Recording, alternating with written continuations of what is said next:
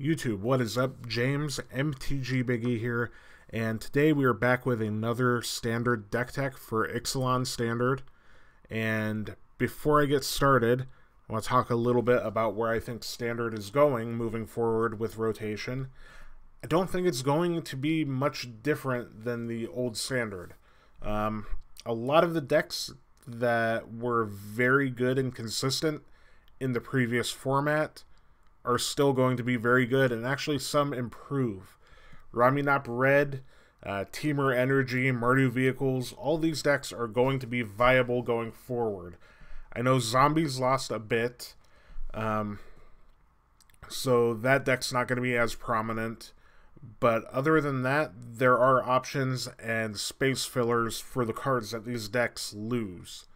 The other deck that everybody's talking about is Dinosaurs, and how powerful that deck already looks on paper, and I think it's going to be very good, but I wanted to do something a little different. Those that have been around have seen the Grixis control list that I've been adapting and building and tuning, moving through different formats as each set comes out. I have an update video for it.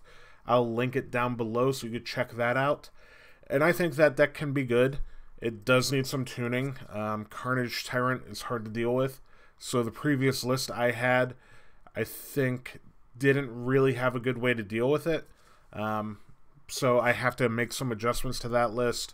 I think Doomfall is going to be a pretty solid card that I guess had an oversight of in that deck tech. But I wanted to build a deck that was different, that I don't think a lot of people were expecting to see or were looking forward to in the new standard, and that deck is Blue-Red Spells. A buddy of mine, Nick, at pre-release last night, mentioned it to me, and because we saw a card from the new set in Ixalan that seemed to fit right into this sort of archetype. And so I decided to go ahead and put together a list, and I've been testing it on and off all day today, and it seems solid. And while I think it may have the same problem that a lot of decks are going to have with Carnage Tyrant, I've made some adjustments to try to keep that in mind, and I think the deck's still fun to play. I enjoy this sort of tempo-based control burn deck, and I think there are a lot of people out there that like this sort of archetype. Tempo is always a very fun way to play Magic to me. I like being able to pull yourself ahead while pushing back your opponent. And so, getting into the list, we'll start with lands. We're on a whole lot of basics, 6 and 6, islands and mountains, because there's not a lot of good dual lands for blue-red in Standard. Spirebluff Canal is very good, but we lost Wandering Fumarole, so in addition to the Spirebluff Canals and the basics, we have a pair of Evolving Wilds to help fix, and then we're running 3 Ramunap Ruins. We're not running the full desert package like the mono-red deck, but I feel like having these in the deck where we're trying to eke out small points of damage can help us seal up the game and get the last few points of damage, and it's built into our mana, so there's no real cost to it. Beyond that, we're playing a creature suite that has Firebrand Archer, a common from Hour of Devastation that I honestly have never heard about because I didn't play any limited in that format, but it's a 2-mana, 2/1, and whenever you cast a non-creature spell, it deals 1 damage to each opponent. So much like the Thermo Alchemist of the last blue-red spells deck from a couple formats ago, this thing can kind of build up a huge amount of damage over the course of a game. And in multiples, they stack. And unlike the Thermo Alchemist, you don't have to tap them to deal damage. They aren't affected, their ability isn't affected by summoning sickness, and they have 2 power, so in addition to casting spells to damage your opponent, you can also attack them. So I think it's actually very good. I know 1 toughness isn't a lot when there's a lot of shocks in the format and whatnot, but I still think this is worth playing 4 of. It's been very good so far. People kind of underestimate how much this little 2/1 for 2 can deal damage to them over the course of a game. In addition to Firebrand Archer, we're running a playset of Enigma Drake, which has been really, really good. 3 mana, 4 toughness is really good because we are in a format where Lightning Strike is legal, Shock is legal. There's a lot of 2 and 3 damage burn spells in the format, and this dodges a ton of them. And this creature's power is equal to the number of instants and sorceries in your graveyard. When we get into the instants and sorceries in the deck, you'll see how quickly this thing can become an absolute monster at 3 mana. It's almost like a Tarmogoyf in our deck. And it also has evasion, which if Dinosaurs becomes the deck of the format, flying over top of Dinosaurs is one surefire way to try to beat Dinosaurs. In a game, I had this thing up to like 9 or 10 power pretty quickly. It was attacking for about 5 the turn after I casted it, and just grew and had this snowball effect, and became a really, really efficient clock. Beyond the Enigma Drakes, we are on 3 Baral, Chief of Compliance. We have a lot of instants and sorceries, and we're playing some counter magic in our list. And Baral making them cheaper is very, very good. And in addition to Baral, I'll finish the creatures up here in a second. Along with Baral, this is the card that kind of inspired the deck. This card is Primal Amulet. And it is a 4 mana artifact that reads, instant and sorceries cost you 1 less to cast. And then whenever you cast an instant or sorcery spell, you put a charge counter on Primal Amulet. And then if there are 4 or more charge counters, you transform it into Primal Wellspring, which is a land that you could tap to add 1 mana of any color to your mana pool, and then when you use it to cast an instant or sorcery, you get to copy the instant or sorcery and choose new copies, or choose new targets for the copy. So it's a land that allows you to fork your spells, which those who played with Pyromancer's Goggles back in Magic Origins in the spells deck know how powerful that effect can be. And we're not abusing it the same way as that deck, but it seems to be pretty good, if for nothing more than to give us the discount to stack on top of Baral, where our instants and sorceries can cost 2 less.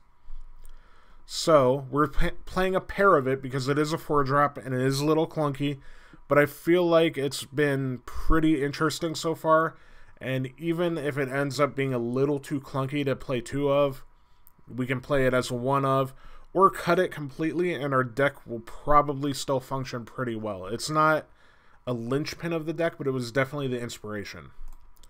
Then we're running a pair of Bloodwater Entity, filling out our creature package.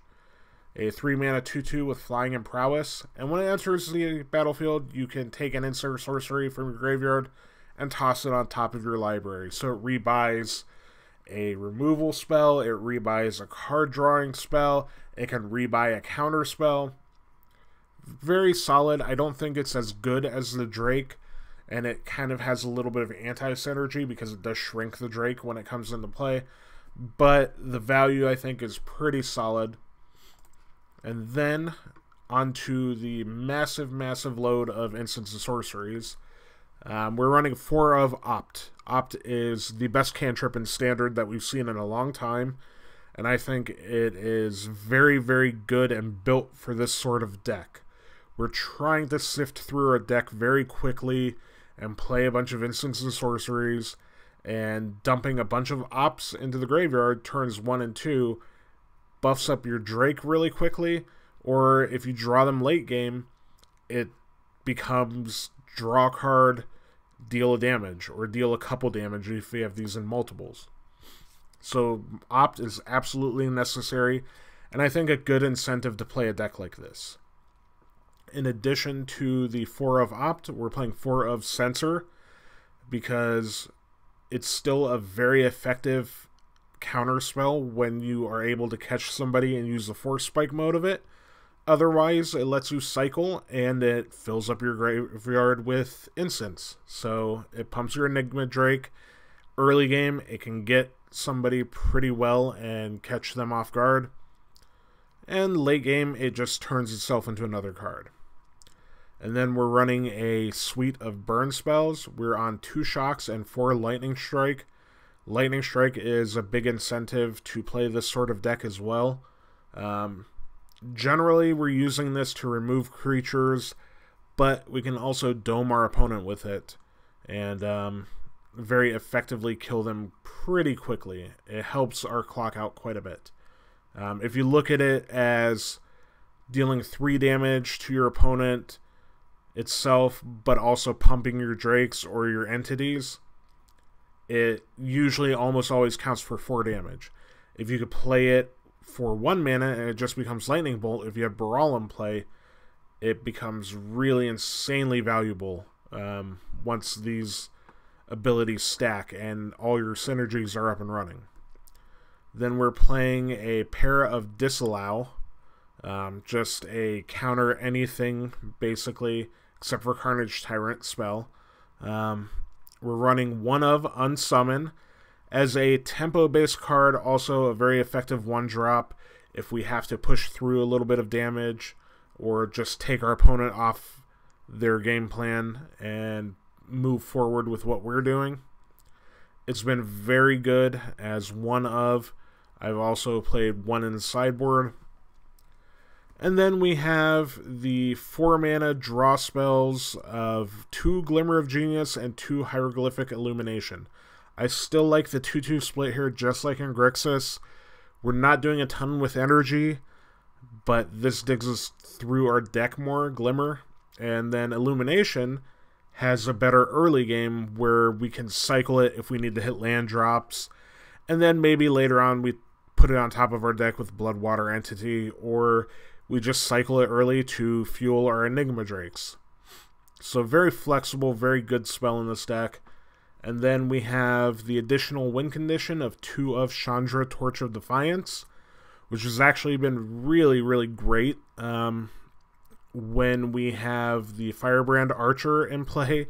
I've actually plushed Chandra, dumped a Shock into my graveyard, and then it was a better option to pay 1 mana and actually cast Shock instead of letting Chandra deal 2, because we could cast Shock, get 1 extra point of damage, so Shock becomes Lightning Bolt, stuff like that. Actually casting the cards in your graveyard. Also, this can ramp us a little bit if we need it to. You know, Chandra plus 2 to cast a Lightning Strike in your hand, that's a pretty good turn 4. Everybody knows how powerful this card is, so I don't really have to explain it too much. Outside of that, we're playing a 1 of Spell Swindle, which we're still testing out. I'm not entirely confident as to how powerful this card is. It's obviously powerful, but at 5 mana, that is a real cost. 3 and 2 blue to basically mana drain something. You counter target spell and then make X treasure tokens. It's been pretty decent. I think the best case scenario with this card is we have a Baral in play and the artifact, the Primal Amulet, and then it costs 3, and then it's just bananas. It is almost mana drain. So it's a 1 of for now, although we certainly could cut it and add another Unsummon just to help our tempo game, or we can try to add some other removal spell, or if you want to go up on your Bloodwater entities or anything like that. It's kind of a flex spot right now. Moving on to the sideboard, we have a pair of Spell Pierce, which if control is around there, I feel Spell Pierce is pretty good.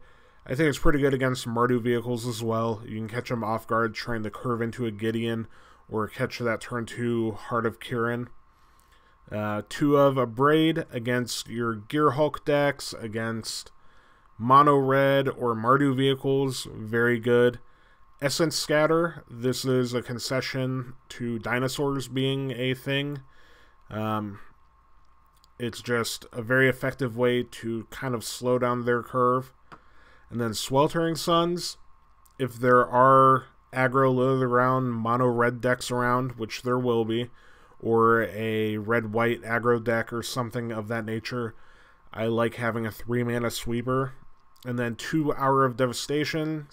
This is, again, the answer that we have to the early game Dinosaurs. A lot of 4-mana, like 4/5s and stuff like that. We can catch up a great deal with Hour of Devastation. And then we have a pair of Glorybringer as an answer to Planeswalkers, as an answer to anything that's running creatures that we're going to want to kill and fly over top of. And then, of course, the one to Unsummon. And this was what I found that I think can work against Carnage Tyrant. I think will be enough to catch us up. And that is River's Rebuke.